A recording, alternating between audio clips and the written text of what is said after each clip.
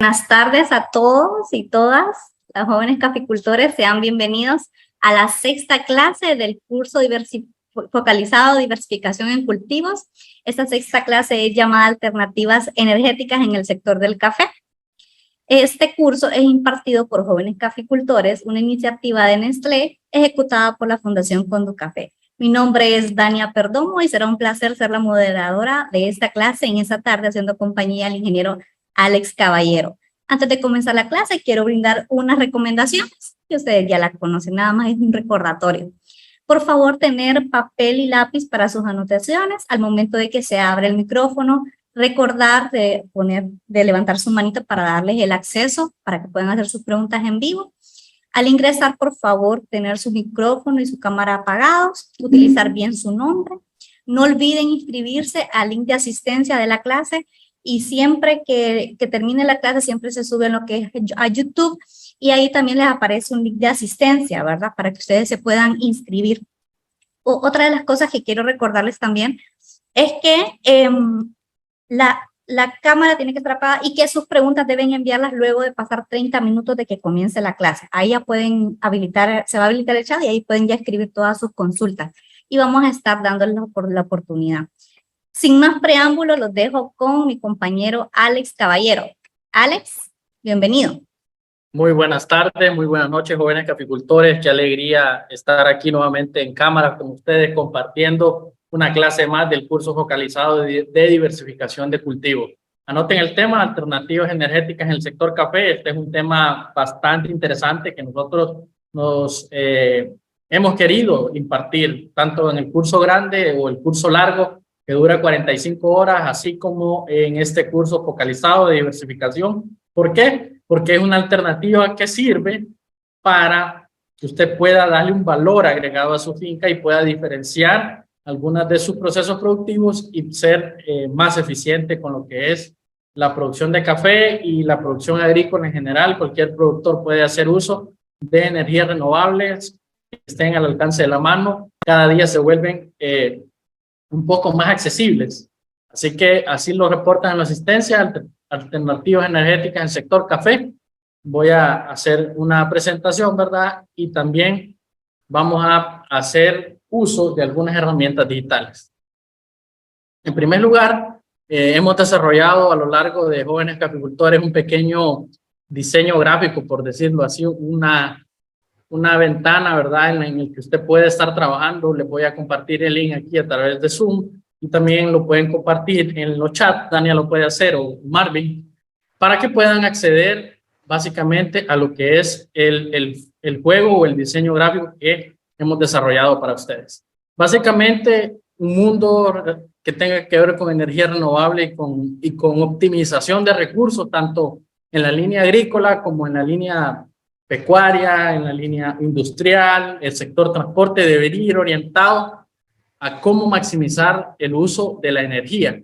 Hoy por hoy sabemos que los combustibles están a un alto precio, ¿verdad? Sabemos que por causas externas, causas que no tienen nada que ver conmigo, con mi finca, con mi familia, es que modifican algunas condiciones y tenemos que adaptar el proceso productivo a que un día el precio del diésel está a 80 lempiras y al día siguiente está a 120 lempiras. Por decir algo, a $4 y al día siguiente está a $6, $7. Entonces, todos esos costos vienen a impactar de manera negativa en cada una de las actividades que nosotros hacemos. ¿Por qué? Porque es algo que no está presupuestado, es algo que no está planeado. En un mundo en el que todo está interrelacionado, por ejemplo, con la energía renovable, nosotros tenemos energía que proviene del sol. Esa energía que proviene del sol puede ser fácilmente aprovechada con los paneles solares para poder producir energía a través de un proceso electroquímico. Y no nos vamos a ir a tanta profundidad o a términos tan complicados. Queremos algo práctico. Paneles solares que están al alcance de la mano de cualquier persona o de cualquier empresa que quiere revolucionar el sector, ¿verdad? Que quiere adaptarse a diferentes tecnologías y ya no depender completamente de las energías que vienen de los combustibles. Tenemos otra de las energías muy viables en este momento, es la energía que viene del viento, de un recurso renovable, igual que el sol. ¿Y a qué nos referimos con un recurso renovable? Con un recurso, ¿verdad?, que lo tenemos disponible en la tierra y que no requiere o que precisamente en un tiempo dado no se va a acabar. Con ello no queremos decir que es infinito, que si no cuidamos el sol, que posiblemente a lo largo de miles de millones de años la Tierra ha sufrido cambios, el universo como tal ha sufrido cambios. Entonces, todo eso se va transformando, la materia, la energía, ya saben cómo se relacionan los dos conceptos de materia y energía, y sabemos que debemos adaptarnos y constantemente estar aprendiendo de la naturaleza. Así que esta es una pequeña animación que hemos desarrollado para ustedes. Ahí la pueden tener y pueden estar ahí interactuando con ellos. Es el mundo que queremos, un mundo que protege los recursos naturales, que también hay una línea productiva, porque no podemos dejar de producir y no podemos producir sin conservar lo que es el medio ambiente. Avancemos. Los objetivos para esta clase, porque es bastante larga, tiene bastantes diapositivas y me gustaría al final, yo sé que siempre van a salir dudas, muchas de las dudas siempre se relacionan con, ¿cuánto vale un panel solar? ¿Con cuánta energía yo puedo alimentar mi casa? ¿Con cuánto es el presupuesto que yo necesito para poder instalar energía renovable?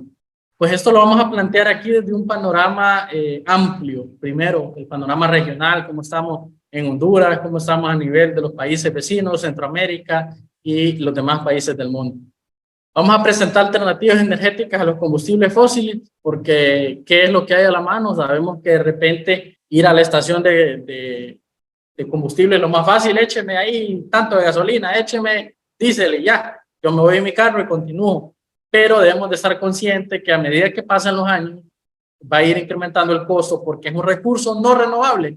Y no renovable, ¿por qué? Porque hace mucho tiempo en el planeta Tierra se concentró cierta cantidad de minerales, de carbono y de otros productos a nivel de la Tierra, en el subsuelo, y se acumuló ahí.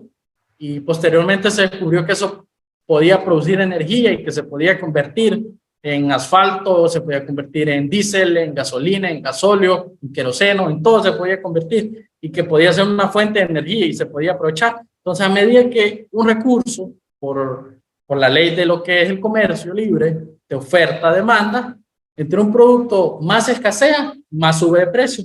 Entre un producto más se encuentra disponible, el precio baja. Entonces, así es como el mercado internacional de los combustibles funciona. ¿Por qué? Porque debido a factores externos, en este caso como la guerra, modifican sustancialmente lo que es la oferta y la demanda de los combustibles. En algunos países prefieren cierto tipo de combustible. ¿Por qué? Y aquí está la respuesta. Básicamente porque algunos combustibles son más eficientes, porque dependen de la normativa de cada país, porque dependen del rubro en que se dedican. Por ejemplo, en Estados Unidos son preferidos los combustibles a gasolina.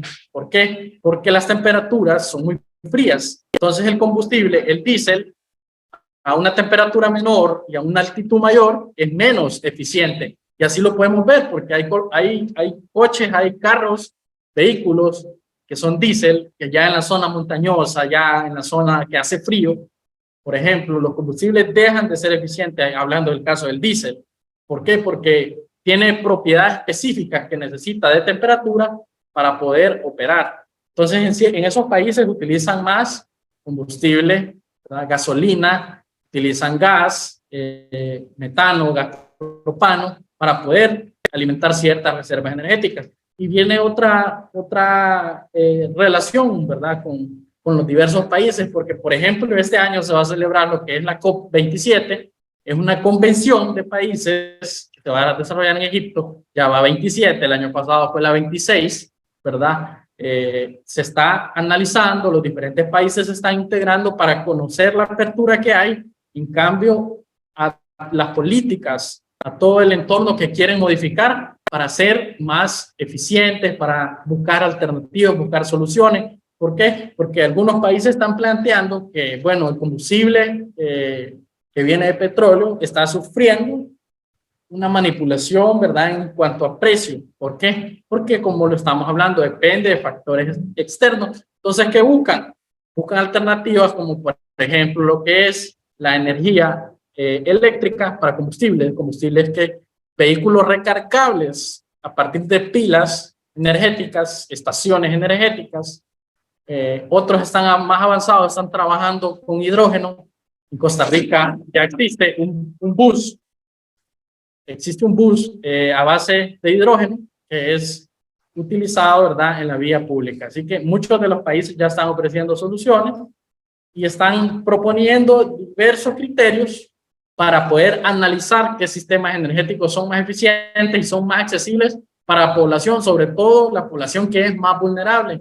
¿Y por qué es más vulnerable? Porque tiene menos cantidad de recursos, entonces no pueden acceder a ciertas tecnologías para poder cuidar el ambiente. Es decir, si yo quiero ser muy bonito, o sea, quiero con el ambiente, quiero cuidarlo, quiero protegerlo, no quiero lanzar a la atmósfera gases que provienen del óxido nitroso, gases que provienen del dióxido de carbono, de lo que es la combustión de mi vehículo. Sí, es cierto, yo quiero ser, pero se me presenta la dificultad que yo no puedo comprar un vehículo eléctrico. Además, se me presenta otra dificultad, que yo estoy en un país, ¿verdad?, en el que la tecnología a ese nivel no ha llegado. Entonces, si yo compro un vehículo eléctrico, lo más seguro es que me voy a quedar botado en cualquier parte, me voy a quedar varado, como dicen. No voy a poder avanzar. ¿Por qué? Porque no voy a encontrar rápidamente otra estación donde recargarlo. Otra, porque la tecnología es más cara, pero es una tecnología que tiende a ser un poco más duradera. Así que hay muchas cosas en torno al uso de la energía que es bueno mencionárselo, que ustedes sepan el pro, que sepan el contra. El pro se relaciona siempre con producir energía más limpia a un menor costo, más duradera, que ya no dependa completamente de que yo pueda producir mi propia energía, que pueda marcar una dependencia energética también. Pero por otro lado tenemos el acceso a esta tecnología, los precios. Entonces hay un entorno, un panorama un poco complicado. Pero hacia eso vamos. Tenemos que ir trabajando con lo poco que vamos conociendo y irnos adaptando a las nuevas tecnologías. Y por último, el tercer objetivo, en el que, bueno, ya me desvié un poquito dándoles casi toda la clase en esta diapositiva, criterios de dimensionamiento en sistemas energéticos. Empecemos con criterios fáciles. Yo sé que hay personas que ya lo conocen, hay personas que no, pero me gusta mencionarlo. La electricidad es una de las principales formas de energía utilizadas en el mundo moderno. ¿Y a qué me refiero con el mundo moderno? A lo que es hoy por hoy. No necesariamente tiene que ser el mundo moderno a partir del 2000, del 2011. No vamos a entrar en esa terminología. El mundo moderno que hoy necesita tecnología para los aparatos electrónicos, para las computadoras, para los vehículos, para las casas, para todo. Energía, ocupamos energía. ¿Y a qué viene esto? A buscar un concepto un poco más amplio, el concepto de eficiencia energética. La eficiencia energética está orientada a optimizar el desempeño de actividades que requieren cada vez menos energía. Es decir, en este ejemplo, esta bombilla que es incandescente puede consumir hasta 40 watts de energía por hora. Pero si yo me empiezo a pasar a tecnologías más eficientes, a una luminiscente o una LED, yo empiezo a consumir menos energía. ¿Y cómo relaciona ese concepto de eficiencia? Bueno, lo que yo quiero es iluminación, básicamente. Entonces, con iluminación, ¿qué es lo que voy a lograr? En primera instancia, cualquiera de las tres bombillas me va a iluminar el lugar, porque tienen la cantidad en lumens, que es la unidad de medida utilizada para la iluminación, muy parecida, digamos. Analizámoslo así, muy parecida. Las tres bombillas pueden iluminar una habitación de un cuarto tranquilo o una cocina, por ejemplo. La diferencia es que por la tecnología y por la calidad, por los avances tecnológicos, esta bombilla, que viene a ser una bombilla LED, es más eficiente que una bombilla incandescente, además que consume menos. ¿Y cómo es más eficiente? Aprovecha más la energía en iluminar y consume menos. Si esta consume 40, escasamente una LED le va a consumir 5 a 10 watts por hora. Así que baja el consumo, baja el requerimiento de energía y aparte de eso ahorramos de una forma muy importante, porque eso va directo al bolsillo cuando viene la factura de energía al final de cada mes. ¿Qué es potencia eléctrica? Pues la potencia eléctrica es la velocidad de transferencia de energía a un equipo. Su unidad es el kilowatts. Hay una unidad más baja que es el watt, pero generalmente utiliza el kilowatt y es un valor fijo asociado a los datos de placa de cada equipo. Y esto me gusta mencionárselo para que algunas personas, ¿verdad?, van y compran un aparato y no saben cuál es el consumo. Y me pasó, yo fui a comprar una refrigeradora, habían 3 refrigeradoras del mismo tamaño, un diseño muy parecido, más bonita, un detalle uno que la otra, y empiezo a ver entre diferentes marcas. Básicamente, cualquiera de las refrigeradoras que yo hubiera comprado me iban a desempeñar el trabajo que yo quería, que era enfriar mis productos alimenticios. Pero como yo soy una persona que me gusta investigar, me gusta conocer un poco más, me puse a ver cuál es la etiqueta, una etiqueta amarilla que trae en la parte de atrás la refri, y vi que una consumía un poco más, luego otra consumía menos, y por último había una que consumía menos que las dos primeras. Entonces me fui por esa refrigeradora. ¿Por qué? Porque soy una persona que analiza los consumos y que considera de manera muy importante cuáles son las características que debe tener un producto que sea eficiente, que cumpla la función y que aparte de eso ahorre dinero. En el día como están las cosas hoy por hoy, eso es algo importante. Así que si va a comprar un aparato eléctrico de cualquiera que sea, ya sea para su hogar, para su taller, para su oficina, para su carro, vea cuáles son los consumos que tiene, porque al final eso viene a ser importante. ¿Y por qué menciono su carro? Porque a un amigo mío le pasó. Él iba a comprar unas luces para instalárselas en su carro, unas luces muy bonitas y todo ahí, pero no se fijó que esas luces consumían bastante, incluso consumían cuando el vehículo estaba apagado, porque las luces se mantenían encendidas. ¿Y qué le pasó? Se le descargó la batería y en muy poco tiempo la batería dejó su vida útil. ¿Por qué? Por no fijarse cuál era el consumo. Entonces, hacia eso vamos. Ahora, ¿qué es energía eléctrica? La energía eléctrica es el consumo eléctrico de un equipo que opera durante un tiempo definido y la unidad de medida es kilowatt hora. Y un concepto más sencillo lo podemos definir como la capacidad para poder realizar un trabajo, y es algo en lo que las personas generalmente no lo piensan y dicen, bueno, cuando usted hace un inventario de energía y usted dice, bueno, en mi casa o en mi trabajo, en mi taller donde yo utilizo aparatos, o en mi negocio o en la finca, ¿cómo yo utilizo qué aparatos y cuál va a ser mi consumo? Bueno, revisemos cuántos aparatos tiene, si tiene una refri, tiene un microondas, tiene un taladro funcionando, ¿cuántas horas es lo que usted utiliza eso? Bueno, la información que dice en la placa de la etiqueta, si un aparato dice que consume, por ejemplo, voy a decir 10 kilowatt hora, y usted lo mantiene encendido 10 horas, son 100 kilowatts que va a haber consumido. Entonces, eso lo multiplica por lo que vale el kilowatt en su zona y ya va a saber cuánto es el consumo. Entonces, ¿qué nos permite conocer esto? Nos permite que nosotros aprendamos a leer los productos que tenemos, los aparatos electrodomésticos, y a reducir nuestros consumos. Si producir energía cuesta demasiado y nosotros no lo valoramos. A veces dejamos los bombillos encendidos y nos vamos y no nos preocupa nada. Dejamos cualquier computadora conectada, un televisor encendido y no pensamos en lo que cuesta, que es un recurso muchas veces no renovable, como en el caso de nuestro país. Ahora, este cálculo de consumo, como yo se lo explicaba, se relaciona con tiempo y consumo. Supongamos que una bombilla consume 100 watts y usted la deja encendida por 5 horas, usted va a haber producido 500 watt hora. Y si lo convertimos a la unidad de medida, que es kilowatt, vamos a tener 0.5 kilowatt hora, es decir, lo dividimos entre 1000. Y un mes que estuviera completamente encendido este bombillo, consumiría 15 kilowatts, solo ese bombillo. Imagínense cuántos bombillos tiene usted en su casa. Si tiene muchas habitaciones, y tiene el de la sala encendido, si tiene el de la cocina, todos al mismo tiempo, todas las noches, ese sería el consumo. Y aquí está cómo se hace un cálculo del total de energía consumido por los aparatos que tengo. Aquí se tiene la cantidad de watts, la cantidad de horas inventariada que se usa por día, el cálculo en kilowatt y el cálculo mensual. Mire, aquí tiene 5 bombillas de 75 watts. Imagínense que tiene este consumo. Imagínense que se cambia una LED, le baja el consumo final. Bombillas de 60 watts, televisor de 21 pulgadas, un equipo de sonido, un horno de microondas, una máquina para hacer café, una olla de hacer arroz, una cocina pequeña, una cocina grande, una refrigeradora, una termoducha, una lavadora. Pues todos esos productos que nosotros tenemos en nuestra casa consumen y finalmente nos dan un dato a fin de mes. Y ese dato lo multiplicamos por, un ejemplo, si el kilowatt hora hoy vale 8 o 9 lempiras, y si después de un mes esto cambia a 10 o 11 lempiras, y nosotros mantenemos ese consumo sostenido, pues se va a ver reflejado directamente en nuestra factura final. Y eso va a nuestro bolsillo. De repente son costos, son gastos que no los tenemos contemplados, solo por no aprender a ahorrar.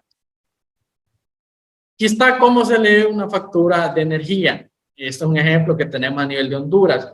Debe ser muy parecido. Yo he visto la factura del ICE, Instituto Costarricense de Energía en Costa Rica, y también tiene datos muy relevantes, y presento este a nivel de Honduras, que es el que nosotros tenemos. Primero, tiene lo que es el número de cliente. Este es un código con el que usted se debe identificar. Con ese código usted puede ir allá a ver cómo están sus estados de cuenta. Con ese código puede pagar usted, puede facturar. Luego viene el tema del periodo de facturación. Es muy importante, fíjese, y dice usted, me sale el recibo de la luz demasiado alto, 2 meses, 3 meses. No, de repente es que nosotros hemos consumido un mes demasiado y que no nos hemos dado cuenta. O que nos sale todo ese monto y pensamos que es de un mes y llevamos 3 meses de energía sin pagar y ya nos los van a cortar. Entonces, en eso hay que ser bien claro, bien específico. Los datos personales, muy importante, fíjese que todo esté correcto a nivel de facturación.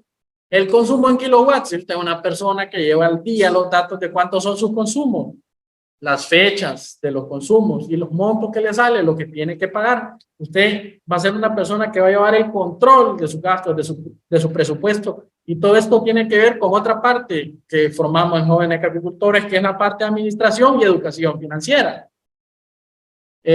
Bueno, la ubicación, muy importante, el lugar, la tarifa que le están cobrando, si le están cobrando como un lugar en el que tienen residencial, comunitario o comercial, hay diferentes tipos de facturación de acuerdo a la zona donde usted está, ¿verdad? Si usted tiene un negocio, no le van a cobrar residencial, le tienen que cobrar como una empresa comercial. Si es en una comunidad, cambia. O sea que cambia de acuerdo a la zona donde está.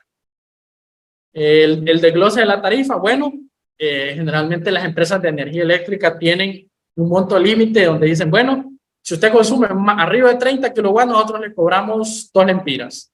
Si usted consume mayor a 50 kilowatts, le cobramos tanto. Y ahí sale reflejado el detalle de cuánto es lo que le consumen ellos. Le presentan, ¿verdad? En este caso, este recibo, este ejemplo, un historial de consumo. ¿Cómo ha ido su consumo a lo largo de los meses?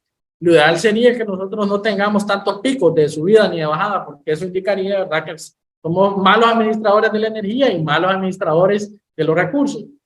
Lo ideal sería mantenerse en un rango muy positivo, ¿verdad? Que es posible no descender tanto, no ascender tanto, mejor mantenerse y controlar los costos de la energía. Y por último, el pago, resumen de pago y pues cuándo le van a cobrar y que se ponga el día a pagar. Básicamente eso nos dice la energía. Avancemos. Ahora, veamos ahora el tema de la actualidad de la energía para cumplir con el primer objetivo. Yo quería primero darles esos conceptos, electricidad, energía, eficiencia y cómo se calcula la energía para que entendamos más adelante cuando hablemos de, bueno, cuánto puede producir usted, cómo lo puede calcular, etcétera, etcétera, etcétera, lo que quiera. Ahora, ¿en qué nos basamos? Básicamente en esta información que nos ofrece la Organización Latinoamericana de la Energía y el Caribe. Ahora, América Latina y el Caribe. Así que discúlpenme si no están los otros países, pero igual siempre lo mencioné, como en el caso de Estados Unidos al principio. Algunos informes, América 2020, 2021, y posteriormente ya va a salir la 2022, una versión más actualizada y revisada. La de 2021 nos indica información, ¿verdad?, que proviene de 2020 y 2021. Recopila cómo varió el consumo energético y la producción energética mundial y cómo se compara con Latinoamérica y el Caribe, ¿verdad?, con respecto a lo que hace la pandemia. Es una investigación de un grupo del Banco Mundial, así que es muy importante. Bueno, a nivel de Centroamérica, nosotros andamos así. Voy a empezar con Honduras, luego voy a mencionar un poquito los demás países. Honduras, el mayor porcentaje de la energía viene de combustible fósil. Dice que un 57% proviene del diésel. 33% de energía hidroeléctrica y cogeneración, carbón y gas andan en 6, 4 y 1%. Somos un país energéticamente hablando dependiente, muy dependiente de los combustibles fósiles. Así que esa es nuestra realidad y por eso cada día sufrimos las consecuencias de un día está a este precio el combustible, luego está tan volátil que al día siguiente está a otro precio y nos afecta en nuestros costos que no han sido pues predestinados para ese fin. De repente estamos considerando pagar ese dinero, invertirlo en otras actividades y pues sufrimos esos cambios drásticos. A nivel de, empecemos por arriba, por el triángulo norte, Guatemala. Guatemala, ¿verdad?, tiene un porcentaje de cogeneración del 15%, un diésel un 30%, geotérmica 2%, hidroeléctrica 36%, gas 10%, carbón 6% y térmica 1%. A nivel de El Salvador, 45% de combustibles fósiles, 33% hidroeléctrica, 14% geotérmica y en menor medida cogeneración y gas.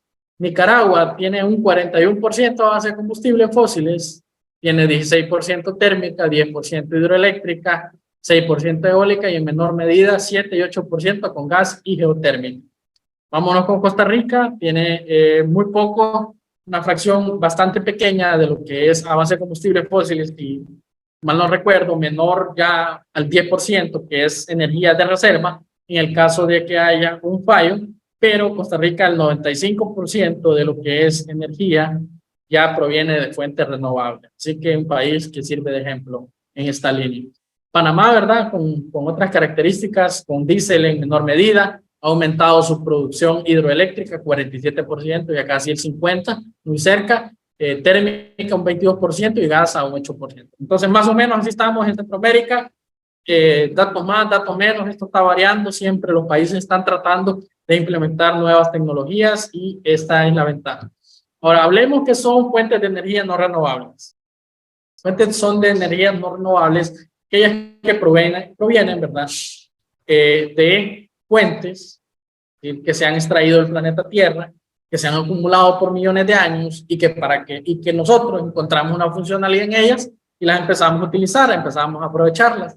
El gas natural, el carbón, energía de petróleo y existe un gran debate con lo que es la energía nuclear. Unos dicen, bueno, es renovable porque podemos explotar los átomos y podemos explotar el uranio, el plutonio, etcétera, por bastante tiempo, pero tiene grandes consecuencias. Ya muchos han escuchado hablar del desastre en Chernobyl y algunos desastres en Japón y en China, ¿verdad? Con lo que es la energía nuclear, por lo cual su fundamento no está tan claro, ¿verdad? Y posiblemente el impacto negativo pudiera ser considerable, teniendo en cuenta esos desastres que han ocurrido, pero la energía atómica tiene una gran ventaja. Tiene una ventaja, ¿verdad? Que se puede aprovechar ciertos recursos, que se puede producir en gran cantidad y que hay una base experimental para poderla trabajar. Y ahora lo que más conocemos de energía no renovable, carbón, gas natural, que es gas LPG, gas metano, propano y todos los derivados del petróleo, incluidos los aceites que nosotros utilizamos para los vehículos automotores, ¿verdad? Incluido ese tipo de aceites, vienen de petróleo. Las llantas son una mezcla de caucho, hule y petróleo. Muchos productos tienen que ver con el petróleo. Incluso los repuestos de los mismos vehículos vienen de petróleo. El asfalto también viene del petróleo, el que está en la calle, ya ustedes saben, combinado con otros materiales de gravín, piedra y cuarzo en diferentes proporciones. Ahora, a lo que venimos, fuentes de energía renovable que nos gustan a nosotros, de las que hemos oído hablar en la televisión, de las que algunos estamos enterados por las redes sociales. La primera que tenemos, por la cual vamos a mencionar un poquito hoy, es la energía solar. Tenemos la energía eólica también, que proviene del viento, la solar del sol, hidroeléctrica, de fuentes hidroeléctricas, ¿verdad? Que se aprovechan, ¿verdad? Utilizando la fuerza del agua, mecanismos de movimiento, la fuerza mecánica que genera la fricción y el fluir del agua para producir energía geotérmica, que proviene de aprovechar el calor que se produce en la tierra, energía mareomotriz de las fuerzas de las olas y energía mecánica en todo su esplendor que tenga que ver con la parte de energía cinética y energía potencial, moviendo dínamos, moviendo bobinas y circuitos electrónicos para producir esa energía. En China existe la represa hidroeléctrica más grande del mundo, ¿verdad? Le llaman las tres gargantas, creo, 7 gargantas, por ahí, algo así. Ese es un término bien interesante, pero allá en China se encuentra la represa hidroeléctrica más grande. A nivel de Honduras, este es un corte que se hizo, ¿verdad?, para analizar los precios de los combustibles, las variaciones entre 2014 y 2019. Habían precios de dólares, hablando de cuánto costaba el megavatio de energía o megabyte de energía, andaban en precios de $221 y luego bajaba a 180, luego a 178, luego subía a 206, luego a 187, luego a 201. Y los precios por kilogramo, por litro o por megavatio producido en el sector de electricidad residencial reportan consumos importantes y modificaciones importantes. Eso a nivel de lo que es la energía regional, a nivel de lo que nosotros tenemos y de lo que no tenemos control. Ahora, cuando estamos hablando de alternativas energéticas en café, eso es bien importante. Muchas instituciones han estado trabajando, investigando acerca de lo que es esto. En principal, Cenicafé y café un poco en Honduras y café en Costa Rica. Promecafé también han estado investigando, la Federación de Cafeteros de Colombia también, qué se puede hacer y cómo se puede aprovechar mejor ciertos productos, subproductos que vienen de lo que es el proceso del café, de lo que vienen de cada una de las etapas, ¿verdad? Sabemos que hay una parte de café que se beneficia seco y hay otra parte que se beneficia húmedo, hay una fracción de sólidos, líquidos, gases que se pueden aprovechar en cada una de las etapas. Primero, empecemos con algunas de las cosas que se pueden aprovechar en el café. Se puede aprovechar la pulpa de café. En primer lugar, se puede aprovechar también como compost, como bokashi, como abono orgánico. Ese no es el tema de hoy, así que no orientado por ahí, sino más bien porque la pulpa tiene un poder calorífico importante, un poder energético muy importante. Del 100% que es el fruto que compone la cereza, ¿verdad? Más el grano, más el pergamino, más el grano oro, del 100%, el 44% aproximadamente de lo que compone el fruto del peso total fresco corresponde a la pulpa de café, a lo que queda después del proceso de desprendimiento del pergamino, ¿verdad? En el proceso de beneficiado, aquí como se lo pongo, esta es la pulpa de café. Ahora, pues la producción que se tiene por hectárea por año anda entre 2.25 toneladas por hectárea por año. Esa es la producción acumulada, ¿verdad? Que muchos productores lo que hacen, la procesan, la dejan secar, la hacen bokashi, la hacen compost y la regresan a la finca. Muy importante en esos tiempos que los fertilizantes están a alto costo. No va por ahí, pero lo quería mencionar. Si hay cierta fracción de pulpa que no es destinada completamente a lo que es el uso, ¿verdad? Para lo que es pulpa de café, abono orgánico, etcétera.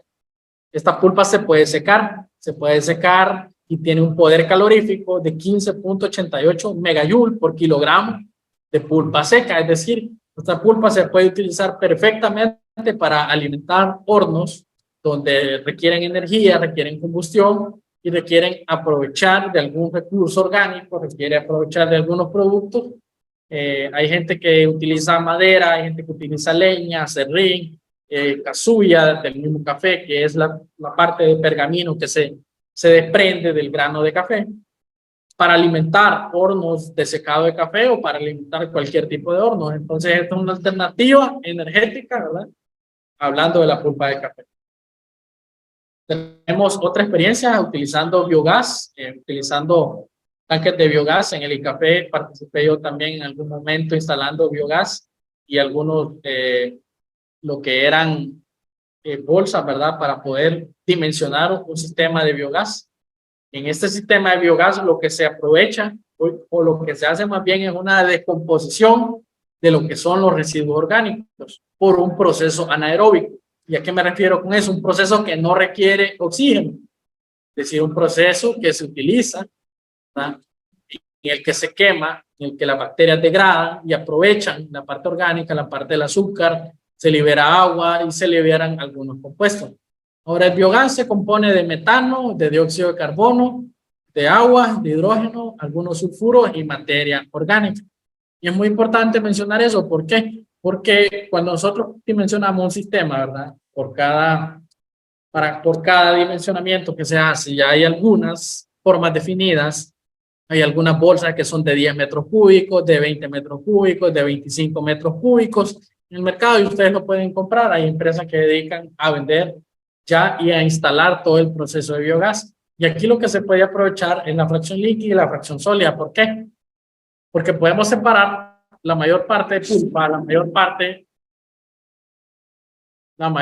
de la fracción sólida la podemos separar de lo que es el proceso de beneficiado del café, el proceso de beneficiado húmedo, y lanzamos por una tubería lo que es la fracción líquida hacia un biogás. ahí donde lo van a aprovechar las bacterias, van a degradar el azúcar, van a aprovechar los carbohidratos, van a aprovechar la energía que puedan sacar de esas aguamieles, por decirlo así, de esas aguamieles. ¿Y qué es lo que va a pasar? Bueno, ellas en cierto tiempo, y es un dato que me gusta mencionar, muy importante, es un tiempo de retención hidráulica. El tiempo de retención hidráulica es el tiempo que tardan los sólidos en degradarse, en que los microorganismos puedan aprovechar esa materia orgánica, la pueden incorporar a su biomasa y puedan descontaminar las aguamieles. Claro, el biogás se puede utilizar en otras líneas, como cerdos, podemos utilizar con ganado vacuno también, con ovejas, pero eso va a depender del rubro al que nos dediquemos. En café se está utilizando, hay algunas experiencias de algunos productores que nos han comentado de cómo funciona, y los rendimientos, para hablar de rendimientos, un rendimiento de 25 litros de biogás a partir de 1 kilogramo de pulpa fresca directa al biodigestor. Entonces, si nosotros estamos alimentando con pulpa, ya sea con aguas mieles, el biodigestor va a producir ese gas para poder cocinar alimentos, ¿verdad? O para aprovecharlo directamente en energía térmica, en cocción de alimentos o en cocción de lo que usted quiera preparar. Se han obtenido rendimientos de 25 litros de biogás a partir de 1 kilo de pulpa. Esto puede ser directamente proporcional o puede variar de acuerdo al peso de la pulpa, a la cantidad de bacterias que hayan dentro de lo que es una bolsa de un biodigestor, porque depende mucho de los factores externos. Biodigestores instalados en zonas donde la temperatura es mayor a 25 grados pierden de 10 a 20% de eficiencia. ¿Por qué? Porque las temperaturas tienen un rango de trabajo, perdón, dije 25 grados arriba, es más bien 25 grados abajo. ¿Por qué? Porque a medida que las temperaturas son más frías y que se mantiene un clima que siempre está demasiado frío, temperaturas de 14, 11, 10 grados, por ejemplo, como en algunas montañas, las bacterias y microorganismos no son tan eficientes en degradar la materia orgánica y no se concentran tanto en aprovechar eso, sino que se concentran más en mantener la temperatura. Entonces los rangos de operación andan entre 25, 35, 40 grados de temperatura ambiental, ¿verdad? Para que las bacterias estén cómodas trabajando y aprovechando estos residuos sólidos. Va a cambiar dependiendo del tamaño, como les decía, hay tamaños de 10 metros cúbicos, de 20, de 25, de 30. Podemos hacer una clase completa para hablar de biodigestores y podemos invitar especialistas también en el tema y gente que lo haya probado, así que es muy interesante. Por otro lado, tenemos el bioetanol, ¿verdad? De acuerdo a un estudio científico que hizo Cenicafé, y yo lo quería mencionar, el bioetanol se obtiene en la fermentación de métodos azucarados. Básicamente es destilar alcohol que tenga una pureza arriba del 99%. Y esto se presta, ¿por qué? Porque la pulpa y el mucílago del café que provienen del beneficiado, de la parte húmeda del beneficiado, se puede destilar, se puede fermentar con algunos microorganismos, se puede producir alcohol. Claro, necesitamos una cantidad considerable de pulpa, ¿verdad? Por ejemplo, aquí menciona que de 100 kilogramos de café cereza, se puede obtener hasta un 6% de melaza por extracción, extrayendo los azúcares. Se puede extraer un 35% de azúcar total y un 6% de ceniza. Y de esto podemos obtener entre 1 a 2 litros de alcohol etílico que presente 85 grados de pureza.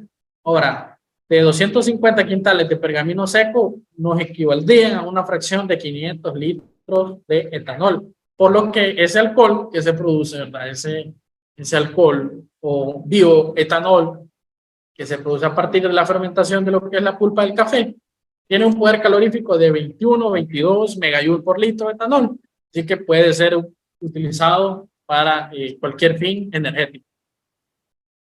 Por otro lado tenemos el cisco o cascarilla de café, ¿verdad? Muy utilizado por la industria que se dedica al secado de café con máquinas especiales, especialmente máquinas industriales estilo Guardiola, estilo elevador con sin fin, cualquier tipo de máquina que requiera algún uso de energía, combustión de energía, pues que se pueda suplantar o que se pueda cambiar por una energía que está accesible a la mano. En este caso, esta cascarilla resulta del proceso de trillado o del proceso en el cual se obtiene el grano de café, perdón, de pergamino a lo que es café verde o café oro. Entonces ahí se libera esta cascarilla cuando se hace el trillado para poder liberarlo y aprovecharlo como energía, ¿verdad? Esto puede producir, como lo vemos en este horno es de la marca, una marca brasileña, que puede elevar temperaturas entre 72, 79 hasta 85 grados. Lo ideal es que las temperaturas en los hornos, en los procesos de secado, no se eleven tan altas, arriba de 85 grados, porque el café sufre un proceso de extracción de humedad demasiado acelerado. Entonces, algunos le dicen que el café se seca arrebatado, en este caso, ¿verdad? Entonces, mejor mantener temperaturas entre 72 y 75 grados y un buen movimiento del grano, una recomendación importante.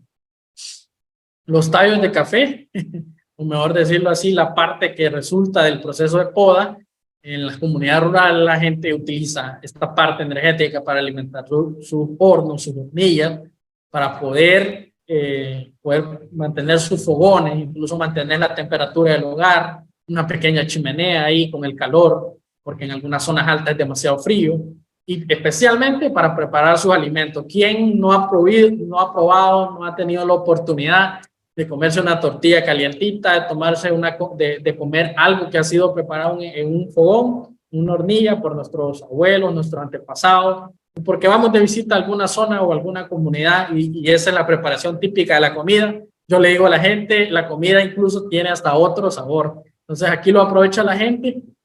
Mi recomendación aquí sería muy importante. Sabemos que los gases, o el humo más bien, o el hollín que se genera por cualquier proceso de combustión que tiene que ver con altas temperaturas, ¿verdad? Con quema, con incineración, no tenemos de otra, y esta es la manera en que en las comunidades realizan, lo han hecho tradicionalmente, no hay otra forma, ¿verdad? De repente no hay energía eléctrica para poder utilizar, o les resulta muy caro utilizar de energía no renovable, utilizar lo que son chimbos de gas o recipientes que contengan gas LPG o sencillamente es la tradición, ¿verdad? De poder utilizar estos hornos.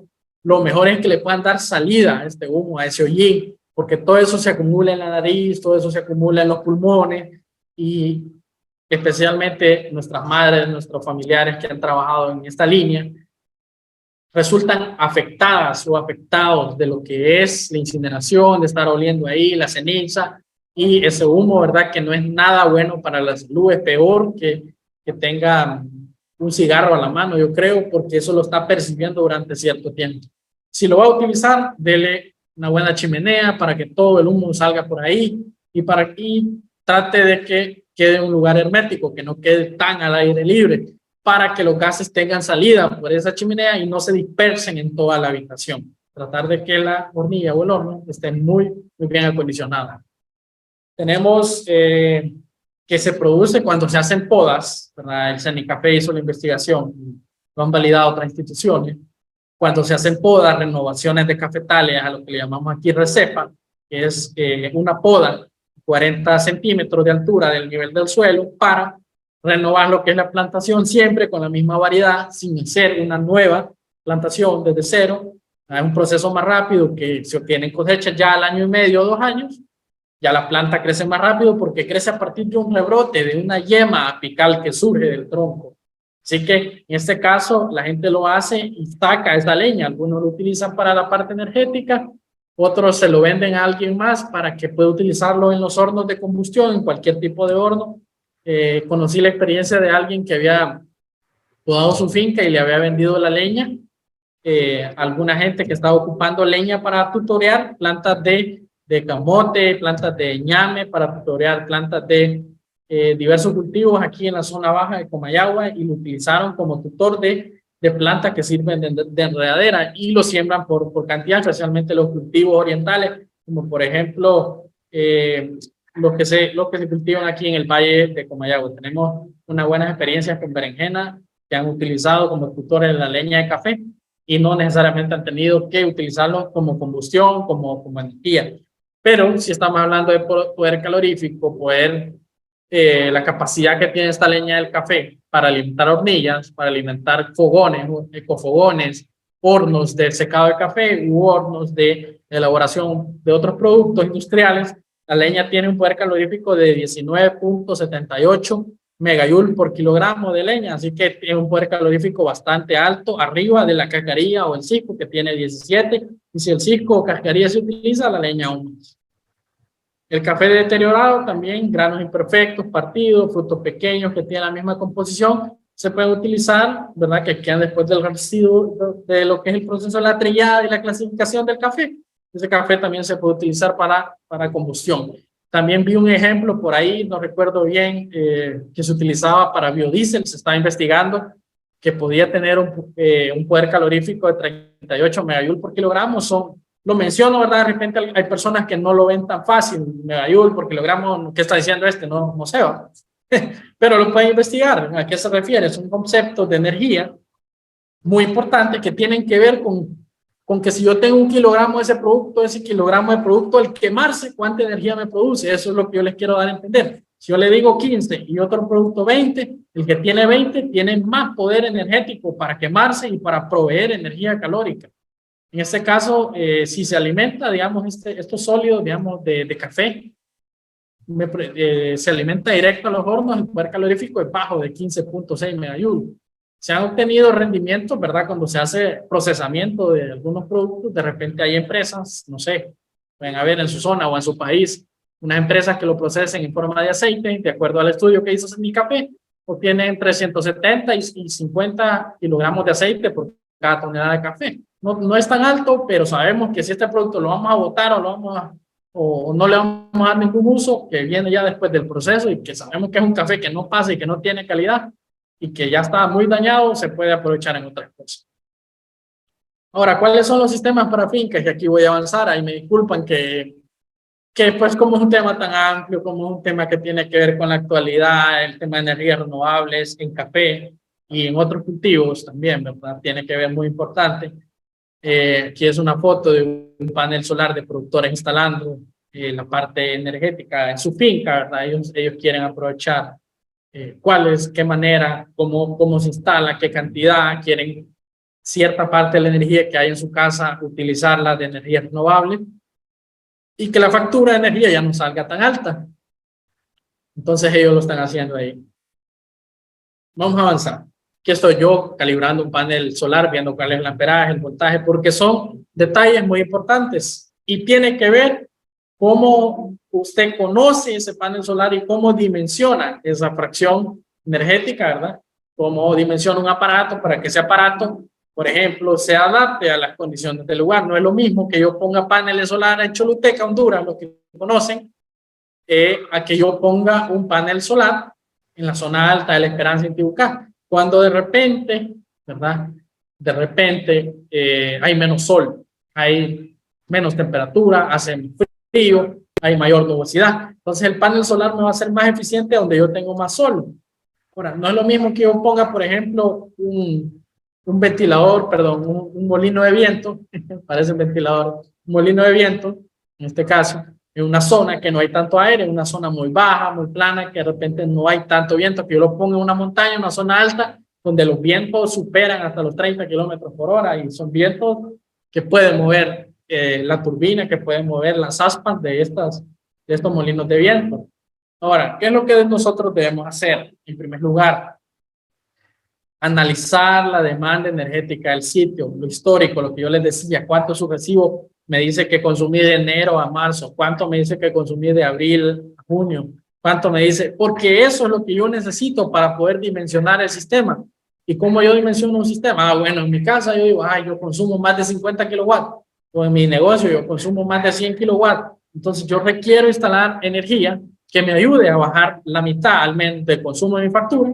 O si yo vivo en una zona que no hay energía, yo puedo instalar un sistema completo que me cubre el 100% de mi demanda y que yo cargue ese sistema en el día y que yo en la noche tenga energía, tanto para iluminación, tenga para ver televisión, tenga para refrigerar, tenga para ver los partidos en mi televisor, tenga para todo. Entonces, eso es lo que nosotros tenemos que hacer. ¿Qué porcentaje de la energía yo puedo instalar en un sistema para cubrirlo todo? Ahora, ¿qué porcentaje de energía puede ser generada por el sistema? El 50, el 30, el 100 en zonas remotas. Obtener los datos climatológicos mensuales de la ubicación del proyecto, dimensionar el arreglo, si es fotovoltaico, eólico, de turbina, inversor, de cables, fusibles y cableado.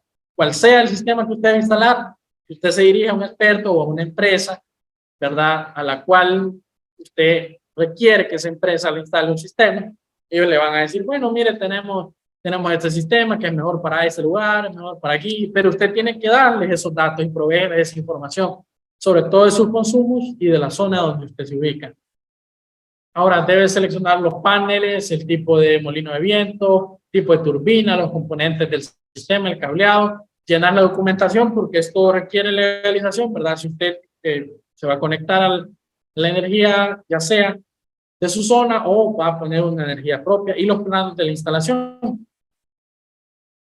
Primero, ubicar el lugar, latitud, longitud, manejemos sistemas de coordenadas, muy importante. Hoy en día hay muchas personas que no han prestado mucha atención a aprender cómo son los sistemas de coordenadas, aprender de cómo funciona, de cómo se maneja la información. Ahora, ¿cómo funcionan estos mecanismos? Avancemos.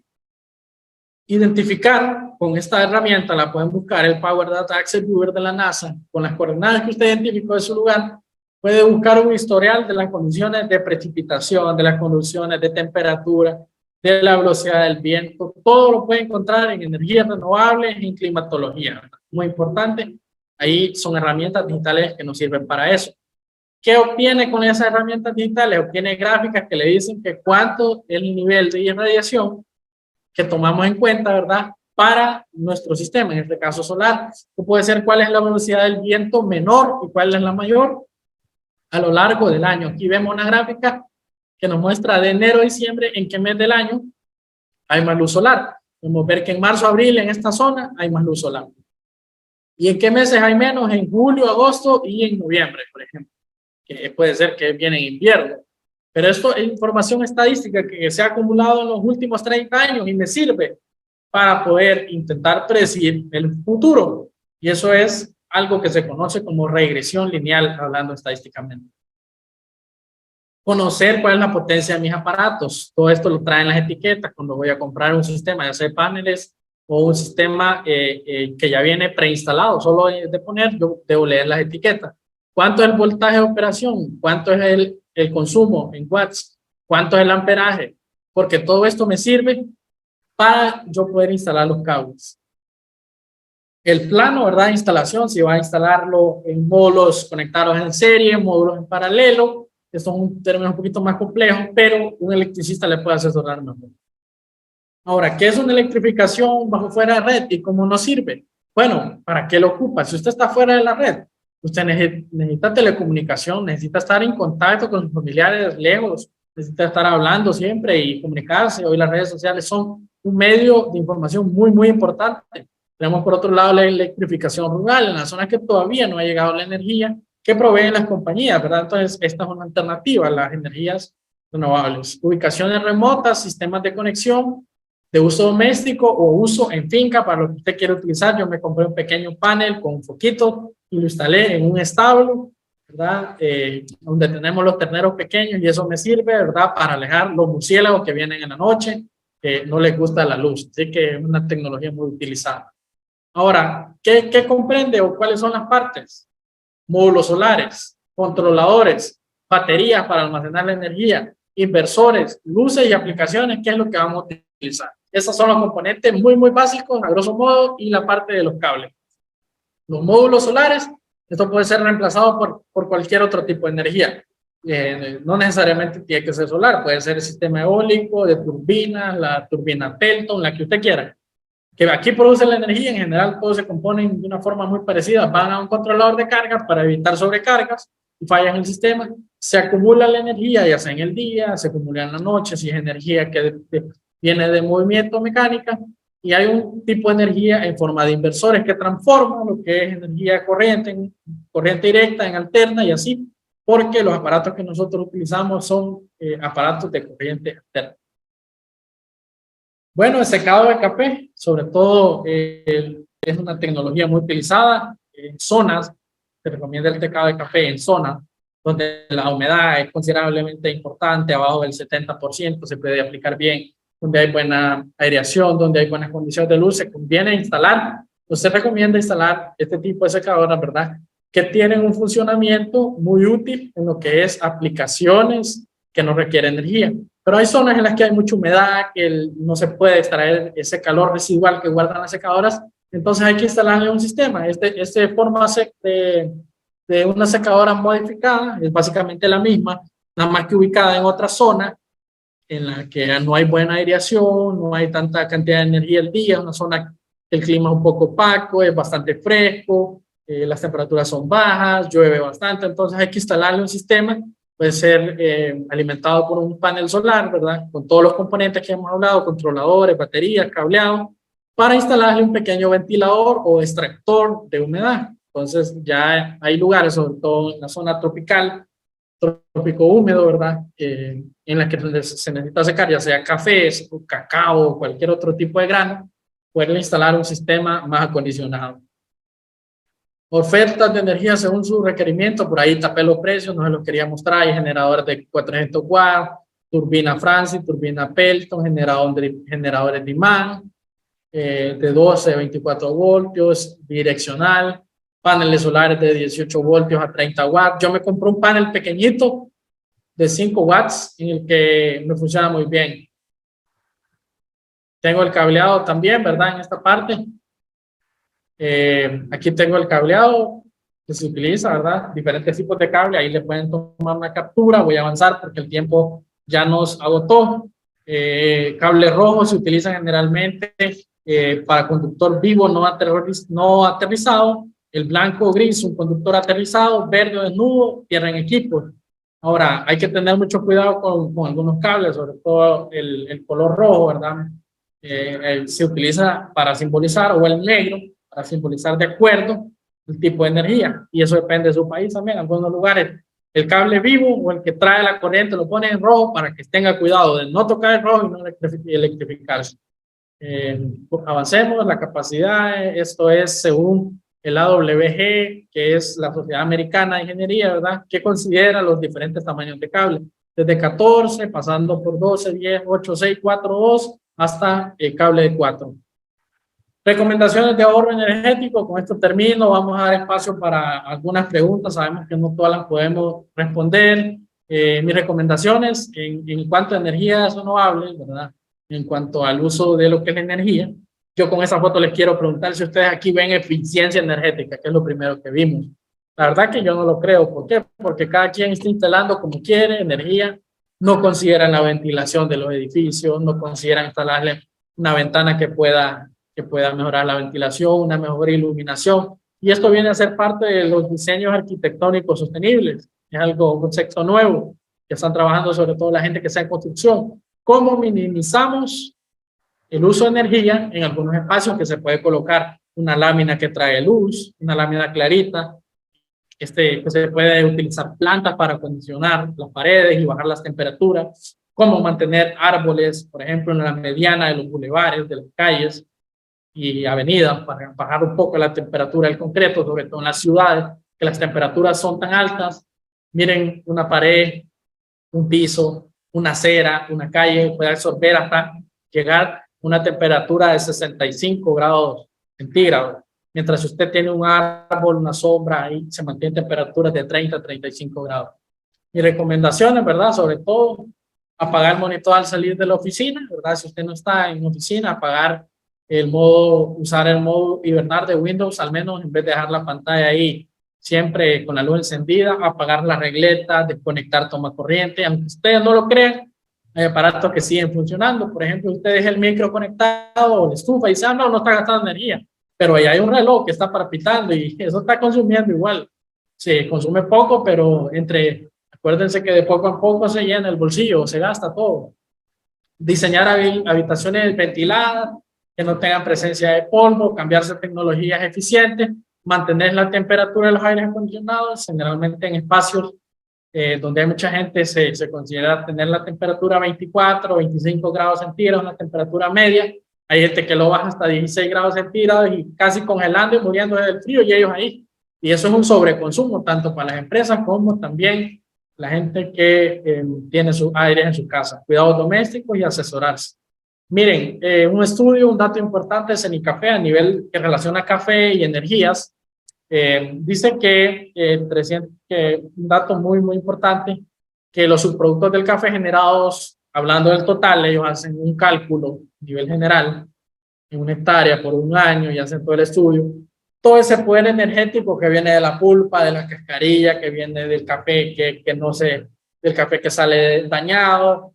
Entonces, todo eso equivale a 513 galones de gasolina en un año. O sea que el poder energético que hay en el café se compara con esa cantidad de combustible que ya sabemos que, ¿qué haríamos con 513 galones de gasolina? ¿A dónde viajaríamos? Ya sabemos que podríamos recorrer una distancia importante. Algunas herramientas que yo les dejo del Power Axe de Data Access Viewer de la NASA para que lo exploren. Hay aplicaciones ahí en Google, ¿verdad? Sobre todo esta aplicación para ver el sol, muy importante. Usted ubica hacia dónde va el sol, hacia dónde va el viento, la temperatura, a qué horas empieza el día, todo eso lo podemos ver en algunas aplicaciones y muy importante, estaciones meteorológicas, estar pendiente de los boletines de instituciones que hacen investigación. Así que de mi parte, muchas gracias por su atención. Sé que me extendí hablando un montón, pero la verdad me emociono con estos temas y estamos abiertos para las preguntas. La última frase: existe una correlación directa entre la energía positiva y los resultados positivos, de Joe Rogan. Así que muy importante, energía positiva, resultados positivos. Gracias, ingeniero, por excelente ponencia. Lastimosamente, pues el tiempo nos apremia y voy a tratar de resumir una sola pregunta con las consultas que tenían los colegas, ¿verdad? Y sería que ¿cuál es la energía renovable más rentable y cuál es la que se utiliza más en Honduras? Bueno, a nivel de rentabilidad, hay dos cosas muy importantes. Hay que analizar que estas energías renovables tienen una vida útil no menor de 20 años, ¿verdad? Cuando el sistema es completo, se ha instalado con todo lo que requiere, con todos sus componentes, buenos cables, buenos paneles o buenos molinos de viento, no menor de 20 años tiene usted la vida útil funcionando esos aparatos, siempre con buen mantenimiento, tratando de quitarle el polvo y demás. Entonces, a nivel de rentabilidad viene a ser muy importante y los análisis de costos que ha hecho, por ejemplo, LADE, la Organización Latinoamericana de la Energía, para nuestras condiciones de Latinoamérica y el Caribe, se ha visto una gran posibilidad y una gran alternativa a la energía solar, la energía eólica en segundo lugar, en tercer lugar energía hidroeléctrica. Siempre hay sus aspectos a nivel de instalación e impacto ambiental que la gente los considera muy importantes. Hubo una experiencia en Costa Rica y los chicos lo pueden asegurar, que no se instaló una represa hidroeléctrica en un área protegida, ¿verdad? Y era el famoso Diquís, la represa hidroeléctrica, el Diquís. Se hizo el estudio, vio el impacto ambiental, se vio los costos que involucraba para a nivel país instalarlo y entonces se decidió no instalarlo. Pero a nivel de Honduras, para completar ahí la segunda parte con la segunda respuesta, es energía, ¿verdad? El 50% de nuestra energía a nivel país depende de energía combustible. Tenemos esa dificultad en estos momentos. Ojalá que las autoridades, que nuestro gobierno, nuestras instituciones y organismos internacionales tengan la apertura para a nivel país de Honduras beneficiar con energía renovable para poder ir modificando y ir cambiando un poco esas políticas. Sabemos que no se puede cambiar de un momento a otro, pero en Honduras tenemos 50% de energía no renovable que viene de combustibles fósiles, ¿verdad? Y hay una fracción muy pequeña de lo que es aprovechamiento de otros recursos. Sí se está utilizando y la gente en la zona sur, en Choluteca, han visto que hay un proyecto de energía grande, sobre todo empresa privada, está optando por instalar energía eólica y energía solar. Muchas gracias, ingeniero. Quiero darle las gracias a todos los hermanos de Guatemala, El Salvador y Nicaragua que nos han estado comentando. Le dan las felicitaciones, ingeniero, les ha encantado el tema. Han habido muy buenos comentarios. Les gustó, dijo que lastimosamente es poco el tiempo, ¿verdad?, que se dio para la clase. Pero muchísimas gracias a todos, les agradecemos de verdad que se hayan conectado a tan interesante clase. Los esperamos el día de mañana con la clase de liderazgo impartido por su servidora. Por favor, jóvenes, no se les olvide conectarse en su link de asistencia para que puedan tener el certificado. Si no tienen las clases registradas, va a ser bien difícil que se les dé el certificado. Asimismo, se les recuerda también que pueden entrar a la plataforma de jóvenes caficultores a recibir 3 clases más, que es de inteligencia emocional, derechos y obligaciones en el trabajo y la equidad de género, que también son parte de este curso. Les recordamos que el curso finaliza el día viernes, por lo que toda esa semana nos estaremos conectando. Ingeniero, lo dejo para que se despida. Buenas noches. Buenas noches, licenciada Dania, muchas gracias por el apoyo con la comunicación, gracias a todos por estar pendientes. Sabemos que, bueno, no hubo tanto espacio, me extendía hablando bastante, pero ahí estoy ahí al 100% para ustedes. Me disculpan los que no les he podido responder, he andado en campo, como lo han visto en algunas actividades, ahí apoyando con el tema de bosques del mañana y agroforestería, fomentando lo que es la diversificación de manera muy importante en la finca, ¿verdad? Siempre estamos en esa línea y sigamos adelante con una de las clases. Gracias a todo el equipo de jóvenes caficultores, Julio, a la licenciada Miriam, los compañeros que están ahí siempre, a Marvin, Néstor, en el aula móvil, por estar siempre al pendiente de todo. Muchas gracias a todos, muy buenas noches, que Dios les bendiga.